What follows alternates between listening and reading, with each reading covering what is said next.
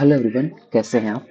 Hope आप बहुत अच्छे होंगे और मैं भी बहुत अच्छा हूँ। आज का वीडियो उन लोगों के लिए है जो हमारे आज के बीएड मैथमेटिक्स सीयूईटी पीजी के थ्रू जो इन्होंने एग्ज़ाम दिया है। आज का exam just for memory based question को डिस्कस करने के लिए। तो लेट्स डिस्कस दिस। ओके। सबसे पहले मैं आपको बता दूं कि आज के सेशन में हम कुछ मेमोरी बेस्ड क्वेश्चन जो मुझे याद हैं हम उस पर डिस्कस करेंगे। So C U E T P G B Ed mathematics, right. बहुत सारे क्वेश्चन थे पेपर में और बात करेंगे पेपर के लेवल की भी as as per my understanding, और जैसा कि मैंने समझा उसको तो उस पर बात करेंगे, राइट। तो फटाफट डिस्कस कर लेते हैं कुछ क्वेश्चंस जो याद हैं और होप आपने भी उनको अच्छे से अटेम्प्ट किया होगा।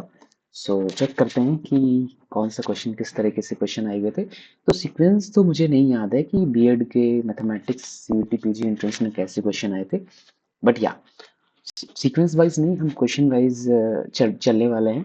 जो भी क्वेश्चन आपने अटेम्प्ट करा हो आप बता सकते हो। If you are getting any calculation related mistake in this whole video, then you can just drop the comment. Okay, so the पहला question था, not first one in the exam also, but just we are taking the question.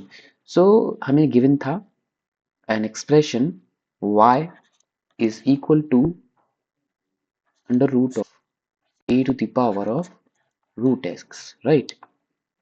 Something this, and we are finding dy upon dx. That's very simple question.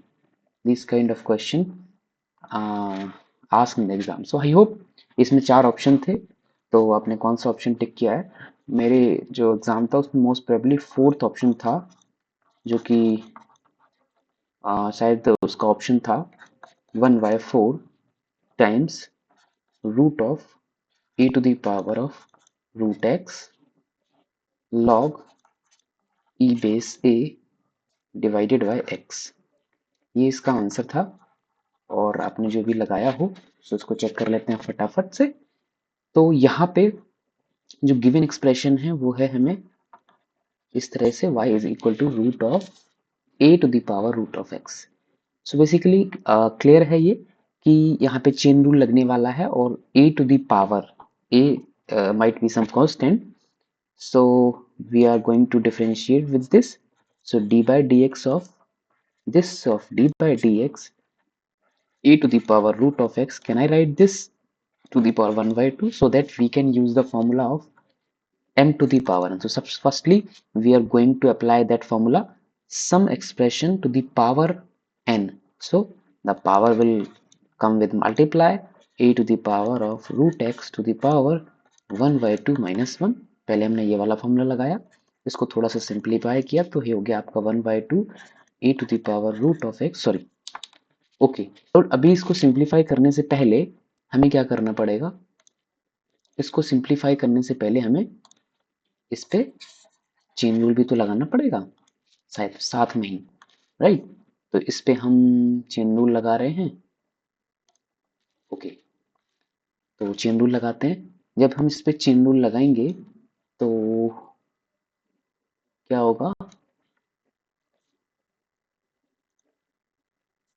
Yes, okay.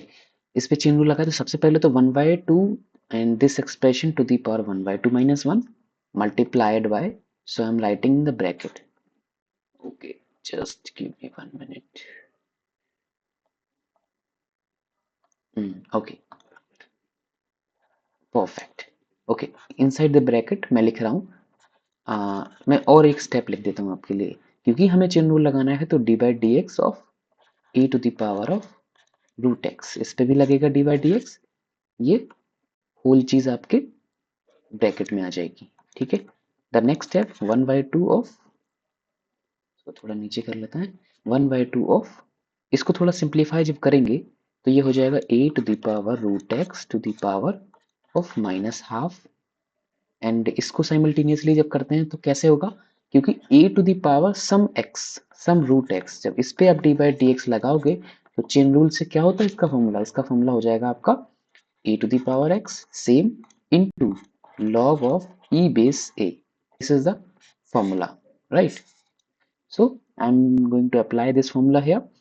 So this is e to the power of root x times log ea, and also यहाँ पे भी हमें दोबारा chain rule लगाना पड़ेगा because this is not a x, this is root x. So ये ऐसे आ जाएगा दोबारा से। थोड़ा सिंप्लीफाई करते हैं इसको थोड़ा सिंप्लीफाई करते हैं तो ये क्या होगा 1/2 e to the power root x to the power minus half, दूसरा e to the power root x into log e base a, and D by D X of root X इसका directly derivative में लिख रहा हूँ, आप चाहें तो निकाल सकते हैं by the formula 1/2 root X. Okay, तो फाइनली हमें क्या मिला यहाँ से 1/2। बस आप इसको थोड़ा सिंप्लीफाई कर दो, देखो ये चीज ब्रैकेट में सेम है, so this is root A root X power of 1 plus 1 minus of 1/2, तो ये मैं डायरेक्टली इसको लिख रहा हूँ क्या minus of 1/2 plus 1, because the power will add basis same log of e, और ये 1/2 यहाँ आ जाएगा मल्टीप्लाई में सबसे आगे 1/2 इंटू ये जस्ट मल्टीप्लाई में है, so don't think, and this is whole divided by root x. Okay, I hope this is clear last. So this is of 1/4 a to the power root x to the power root okay, ये था original expression. तो यहाँ से log E A divided by x, ये आपका answer हो गया। Okay, I think मैंने एक चीज मिस करी है यहाँ पे, हमारा जो आंसर जो मैंने आपको आंसर दिया है ठीक है वो, हाँ ठीक है, तो ये हमारा आंसर था, जिसका भी ये ऑप्शन रहा हो is correct option. Okay, next question discuss करते हैं। कौन सा क्वेश्चन था, हाँ एक क्वेश्चन और है जो मैंने यहाँ पे मार्क किया है। नेक्स्ट क्वेश्चन था आपका, कुछ इंटीग्रेशन दिए गए थे जिनको आपको अरेंज करके लिखना था, उसमें बहुत सारे ऑप्शंस ट्रू थे, तो मैं यहाँ पे लिख रहा हूँ 0 to pi 1/1 plus sine x D X, ये शायद आपका ए ऑप्शन में रहा होगा, या ऐसे कह सकते हो कि अ, इसका जो रहा होगा आपका ये आप कह लो स्टेटमेंट, इस तरह से लिख लेते हैं इसको। आई होप आपको क्वेश्चन तो याद ही होगा, तो इसको लिख लेते हैं। फर्स्ट था ये, सेकंड था आपका इंटीग्रेशन ऑफ 1 से 2 x square D x, this is second, and third आपका था 0 से पाई of sine of x D x, this was the third, and minus pi by 2 to pi by 2, and this is sine of cube x dx।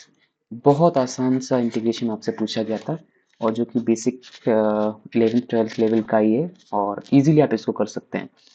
तो आपको क्या करना था, इनका answer निकाल के उनको इंक्रीजिंग ऑर्डर में अरेंज करना था। तो ये तो आसानी है, अगर हम इसका देखें तो अगर मैं इसका निकालना चाहूँ तो डायरेक्टली निकल रहा है, देखो जिनका डायरेक्ट निकल रहा है उनका निकाल लेते हैं, इसका डायरेक्ट निकालते हैं। इंटीग्रेशन क्या आएगा, integration of 1/2 x square D x, तो ये तो आसान ही है, एक्स स्क्वायर का एक्स क्यूब आए 3, दिस इज 1/2, एंड 1/2 हमने बाहर ले लिया, so this is 9, sorry this is 1/3 2 की power cube minus of 1, so this is 1/3, and 2 times 3, 2 is 3 times, so this is 8 minus 1, so this is 7, so it is around 2 point and 3 3, right? Okay, remember this is what, this is directly integration, this is easy, this is sin x of dx, so this is nothing but minus of cos x, limit I am going to put limit minus pi, so minus bahar, and cos of pi, this is cos pi minus of cos 0, so finally I am getting cos pi of cos pi is minus 1, and also this is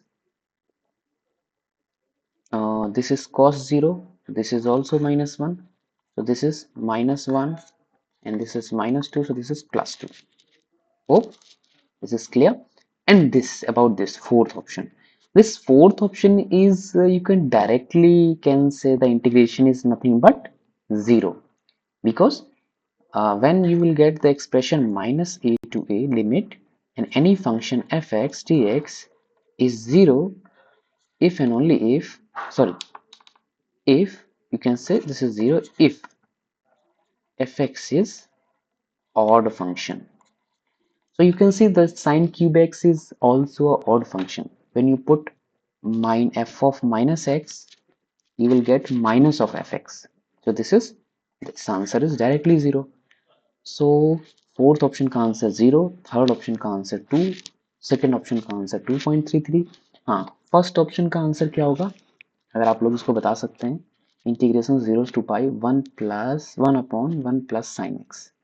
This is also easy, you can do this.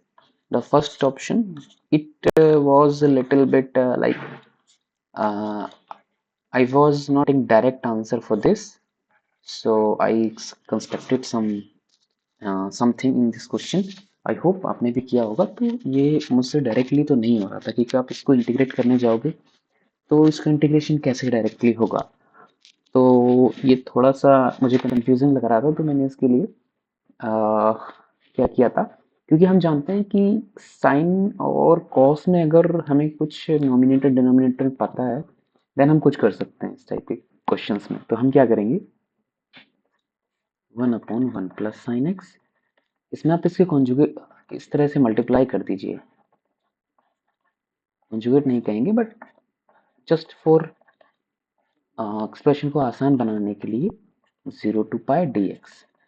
अब आप एक चीज देखेंगे यहाँ पे 0 to पाई, ये तो आपका हो जाएगा 1 माइनस साइन एक्स, और यहाँ आपका हो जाएगा a minus B A plus B के फॉर्मूले से this is 1 minus sine square x D X. यहाँ लिख रहे हैं 0 टू पाई, और ये हो जाएगा 1 minus sine of X divided by, यहाँ आपका आ जाएगा cos square x D X. Okay, अभी देखो इसको हम सेपरेट कर देते हैं तो हमें इजीली दिख जाएगा कि इंटीग्रेशन क्या होगा. 0 to pi 1 by cos square X, तो ये आपका हो जाएगा सेक स्क्वायर एक्स. मैं यहाँ पे थोड़ा डायरेक्टली लिख रहा हूँ, ये है आपका sine x over cos square x. इसको जरा एक बार लिख लेते हैं, sine x over cos square X. तो एक बार कॉस एक्स और एक बार इस तरह से कॉस एक्स, ये हमने इसको लिख लिया है, right. Okay, 0 to pi sec square x D x minus of integration 0 to pi, अंदर आ जाएगा इंटीग्रेशन, डिस्ट्रीब्यूट हो जाएगा. ये sin x over cos x, this is tan x and this is sec x dx. Now आपको पता है directly इस एक्सप्रेशन का इंटीग्रेशन होता है tan x integration of sec square x tan x, limit चलेगी 0 से पाई. यहाँ पे इसका होता है sec x 0 टू पाई. तो यहाँ पे आपका अभी आंसर ये, अभी ये बहुत इजी हो गया क्वेश्चन आपके लिए. tan pi minus of tan 0 minus of sec pi minus of sec 0.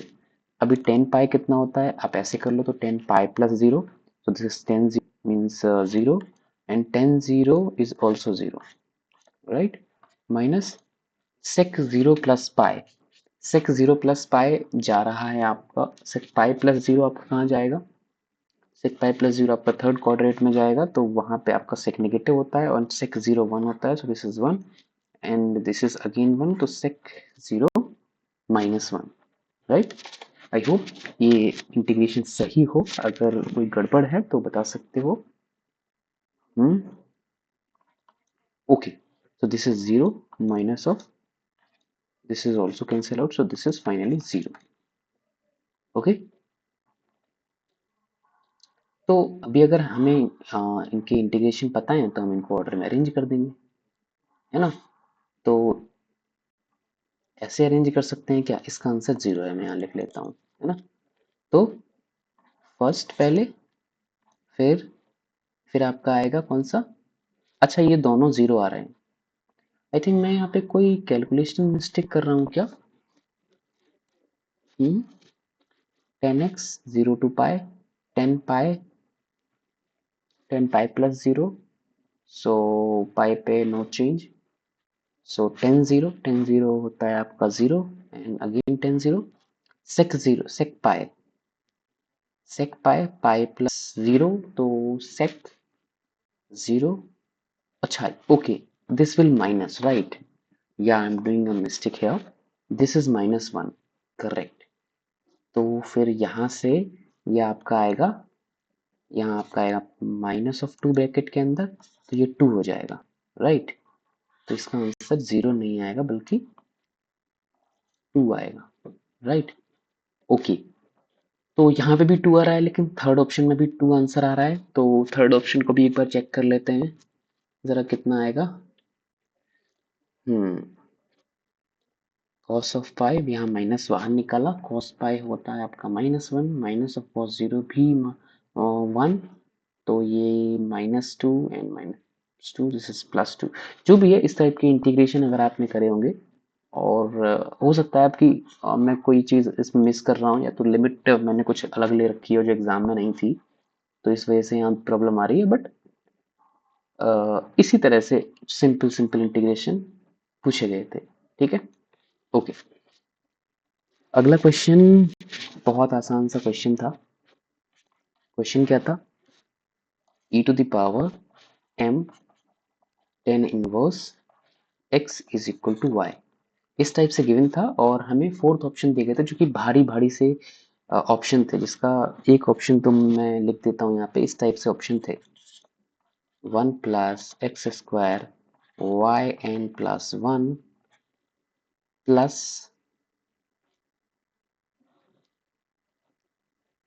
Plus N square plus N square Y N, sorry यहाँ +2 था, and Y N plus 1 plus M square plus N square Y N is equal to 0।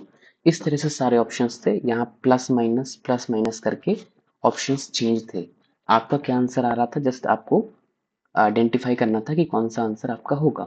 तो यहाँ पे आप क्या कर सकते थे, बिकॉज वाई एन क्या है, यहाँ पे एक चीज मैं स्पेसिफाई कर देता हूँ, गिवन था Y N is nth derivative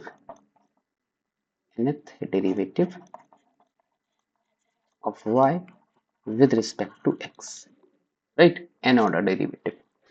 okay, तो यहाँ पे आप क्या कर सकते थे, यहाँ पे आपको पर्टिकुलर नहीं, इन जनरल बोला है कि आपको nth डेरिवेटिव निकालना है, तो कौन सा आंसर आपके लिए सुटेबल है।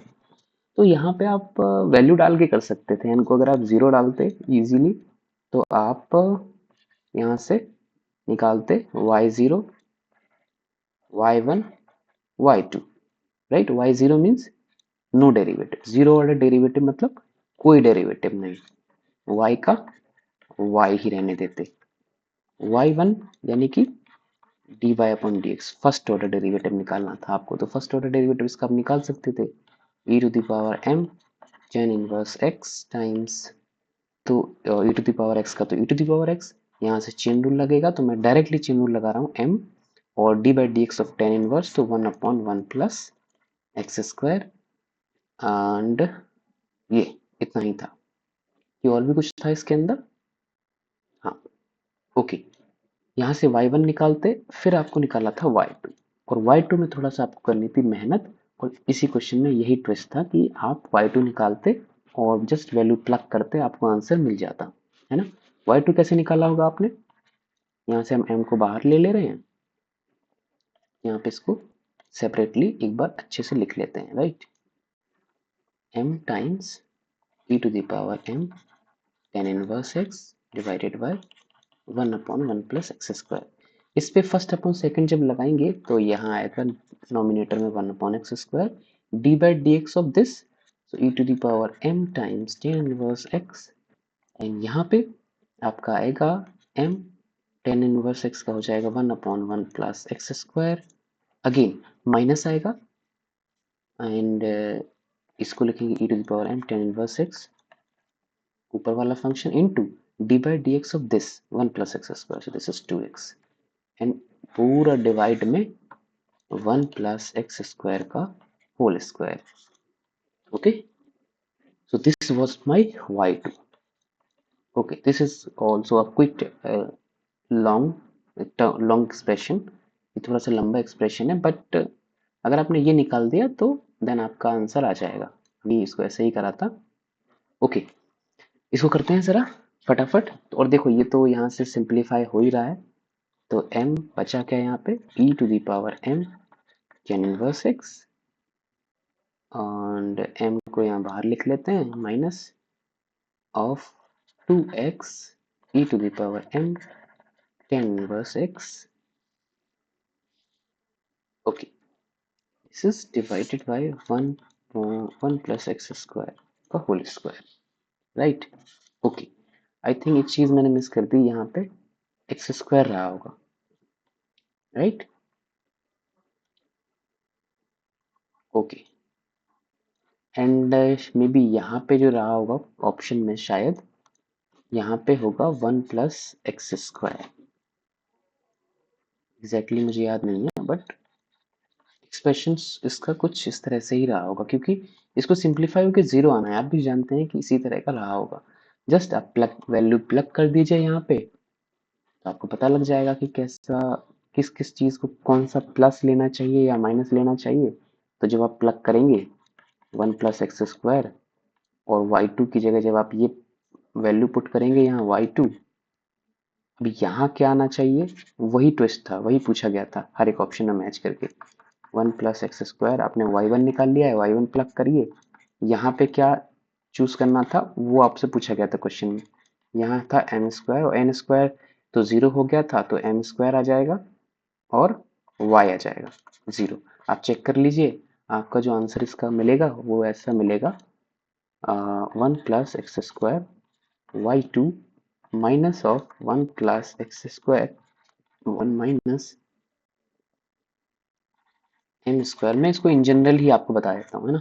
इसका आपको ये मिलेगा n प्लस वन, यहाँ n plus two is equal to zero, क्योंकि हमने particular x n is equal to zero के लिए करा था, तो जब एक के लिए ट्रू है तो सबके लिए ही ट्रू होगा, राइट। तो ये हो गया।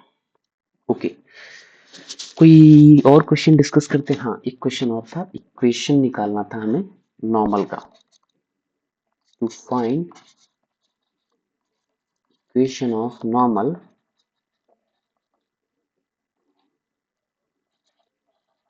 पासेस थ्रू, एक पॉइंट दिया था जो 1,1 से पास हो रहा है, एन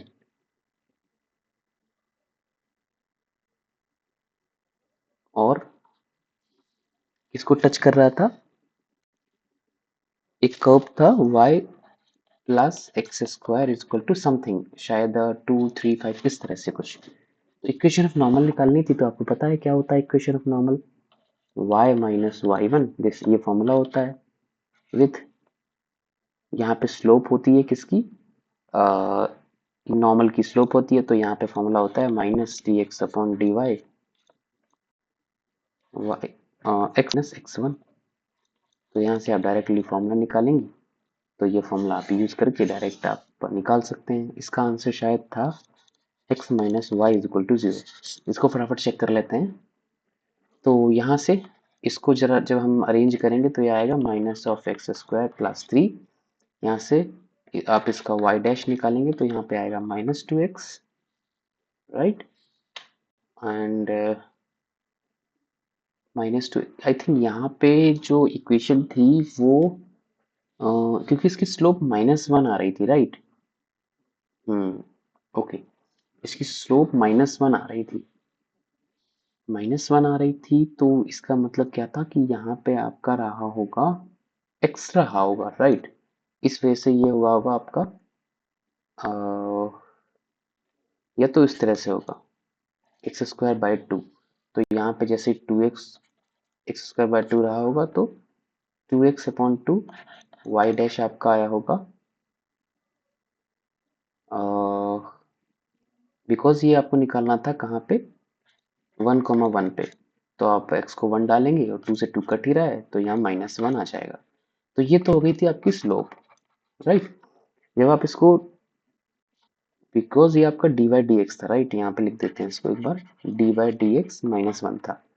तो जब आपका डी वाई डी एक्स -1 है तो minus d x d y कितना होगा, +1, क्योंकि अल्टीमेटली आप -1 से मल्टीप्लाई कर रहे हो और फिर उसका रेसिप्रोकल भी कर दोगे तो बस। और y1 y2 कितने हैं आपके, सॉरी x1 y1 कितना है आपका 1,1। यहाँ पे जस्ट प्लग कर दो फॉर्मूले के अंदर, y -1 is equal to minus, यहाँ +1 आ रहा है और ये x माइनस x1, तो y -1 is equal to x -1, 1 से 1 कैंसिल आउट, तो यहाँ से y minus x is equal to 0। यहाँ से ये आंसर आ गया आपका, ठीक है। और भी बहुत सारे क्वेश्चन मैंने कर रखे हैं यहाँ पे करने के लिए, बट अभी इस वीडियो को हम एक क्वेश्चन करके फिनिश करेंगे बिकॉज वीडियो फिर थोड़ा सा लंबा हो जाएगा। और भी क्वेश्चंस इसके मैंने लिखे हुए हैं काफ़ी सारे जो मुझे याद है, बट अगर आप कहोगे तो और भी क्वेश्चन हम डिस्कस कर लेंगे इस तरह से, है ना। और अगर और भी कोई क्वेश्चन आपको याद हो तो आप कमेंट कर सकते हो, सो दैट हम उसको भी डिस्कस कर लेंगे। तो बड़ा आसान सा ही क्वेश्चन था, कुछ हार्ड क्वेश्चन नहीं था। एक क्वेश्चन था जिसमें निकालना था कि, बहुत आसान क्वेश्चन था, आप एक कॉइन को टॉस कर रहे हो और बताना चाहते हो कि हेड ना आने की प्रोबेबिलिटी। क्या था question, if tossing a coin and find the probability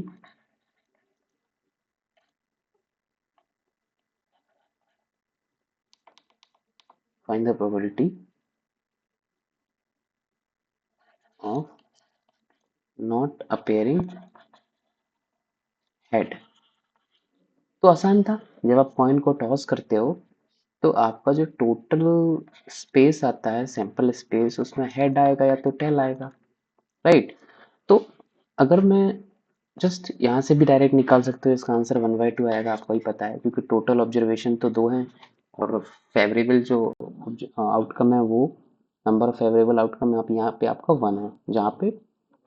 तो आप कैसे ही करोगे, आप सबसे पहले या तो ऐसे कर लो कि हेड आने की प्रोबेबिलिटी क्या होगी, तो हेड आने की प्रोबेबिलिटी होगी, बिकॉज हेड एक बार आ रहा है 2 बार में से, तो 1/2, एंड हेड ना आने की probability 1 minus 1/2, so ultimately this is also 1/2, right. तो इसका आंसर 1/2 था। एक क्वेश्चन और था इसी के जैसा सेम, एक डाइस को आपने बस तो डाइस को आपने फेंका और आप बताना चाहते थे कि इवन आने की प्रोबेबिलिटी क्या है। तो जब आप डाइस को थ्रो करते हो तो टोटल ऑब्जर्वेशन उसमें कितने होते हैं, 1 2 3 4 5 6, these are possible outcomes, right. So इसमें इवन वाले जो आउटकम्स हैं वो हैं 2 4 6, so these are the favorable outcomes 3 and total outcome 6, this is 1/2, so even आने की प्रोबेबिलिटी भी 1/2 हो गई यहाँ पे, है ना। ओके, तो अभी इस वीडियो को यहाँ एंड करते हैं। क्वेश्चंस तो बहुत सारे हैं मेरे पास, जस्ट एक लास्ट क्वेश्चन के बाद इसको फिनिश करते हैं, राइट। एक क्वेश्चन था जिसमें हमें एक फंक्शन गिवन था, f x is equal to x times mod of x, और हमसे कहा था कि this function is, the function has derivative, fx has derivative at x is equal to 0। तो डायरेक्टली आप देख पा रहे हो कि फंक्शन के पास डेरिवेटिव होगा। और अगर आपको चेक करना है, बिकॉज बहुत ज़्यादा डाउट इस पे होता है क्योंकि यहाँ मोड एक्स है, तो बहुत सारे लोग कहते हैं कि सर इसका तो डेरिवेटिव एग्जिस्ट नहीं करता, मोड एक्स का तो हमें पता है। बट इसको देखो, जब आप इसको बनाओगे तो जब एक्स पॉजिटिव होगा तो मोड एक्स तो पॉजिटिव वैल्यू लेगा, तो एक्स स्क्वायर हो जाएगा। जब x लेस देन 0 होता है तो mod x negative value, x से नेगेटिव होगा तो मोड के आगे हमें माइनस लगाना पड़ेगा, because mod always take positive value, this is x square. अभी जब आप डेरिवेटिव निकालते हो तो आप जब डेरिवेटिव निकालोगे तो इसका डेरिवेटिव निकाल दो, so this is 2x when x positive minus 2x when x negative। Okay, ये तो आपने निकाल दिया जब x पॉजिटिव हो और x नेगेटिव हो। Actually x is equal to 0 पे क्या हो रहा है उसके लिए आपको मैन्युअली चेक करना पड़ता है बाय द डेफिनेशन, राइट। कैसे, at x is equal to 0, क्या चेक करते हो आप डिफरेंशियबिलिटी की डेफिनेशन से चेक करते हो। क्या डिफरेंशियबिलिटी की डेफिनेशन क्या होती है? जब आप जीरो से, सपोज ये जीरो है आपका, जब जीरो से आगे आप चेक करने की कोशिश करते हो तो आप क्या करते हो? एफ डैश जीरो प्लस, इसको कैसे निकालते हो? Limit h tending to zero f of zero plus h minus of f of zero over h, ऐसे निकालते हो, राइट? तो यहाँ से limit h tends to zero, zero plus h, zero से आगे फंक्शन कैसा है? ये एक्स स्क्वायर टाइप में डिफाइन, तो जीरो प्लस एच स्क्वायर हो जाएगा h square. F of zero पे फंक्शन कितना है? एफ ऑफ जीरो पे फंक्शन क्या है? जब एक्स को जीरो रखोगे तो आपको जीरो मिलेगा, तो यहाँ तो फंक्शन डिफाइन ही है, आप कह सकते हो x is equal to zero पे फंक्शन जीरो है, ये भी हम लिख सकते हैं। So this is zero over h. यहाँ से देखो, एच से एच एक बार कटेगा, limit h tends to zero of h, तो दिस इज जीरो। तो एक तो आ गई आपकी राइट हैंड डेरिवेटिव कह लो इसको, है ना, आर एच डी। अब निकालते हैं एल एच डी, क्योंकि L H D R H D same होना चाहिए if the function is differentiable eight a point. तो हम क्या जीरो माइनस पे चेक करेंगे यहाँ पे, f zero f dash zero minus, तो इसको limit h tending to zero f of zero minus h minus of f of zero over h, right? Okay, so यहाँ से आपका limit h tends to zero, again this is the function, h negative है जब, zero minus H, क्योंकि हम zero से पीछे देख रहे हैं तो हमारा फंक्शन इस तरह से डिफाइन है, माइनस ऑफ एक्स स्क्वायर, तो माइनस एच स्क्वायर और माइनस आउटसाइड थी, this is zero divided by h, limit h tends to zero and this is minus of h square minus zero upon h, this is limit of, I hope यहाँ आपको नहीं show हो रहा होगा, मैं यहाँ लिखता हूँ minus h and h tends to zero, so this is equal to zero. So आपका यहाँ से एल एच डी भी आर एच डी के बराबर है, दोनों जीरो हैं, मतलब f x has derivative at x is equal to zero. इसका ये पहला स्टेटमेंट था, राइट? इसका दूसरा स्टेटमेंट भी था, दूसरा स्टेटमेंट था इसका, तो ये पहला स्टेटमेंट तो शायद ट्रू था इसका, डेरिवेटिव है तो ये ट्रू ही होगा, डेरिवेटिव एग्जिस्ट कर रहा है x is equal to zero पे। दूसरा स्टेटमेंट इसका था शायद कि फंक्शन को, function for being a continuous function should have derivative at a point. Means क्या मतलब है कि फंक्शन को कंटिन्यूअस होने के लिए नेसेसरी एंड सफिशिएंट कंडीशन है कि फंक्शन के पास डेरिवेटिव हो, कुछ ऐसा था। बट ये तो ट्रू स्टेटमेंट नहीं है, नेसेसरी एंड सफिशिएंट कंडीशन नहीं है किसी भी फंक्शन को कंटिन्यूअस होने के लिए।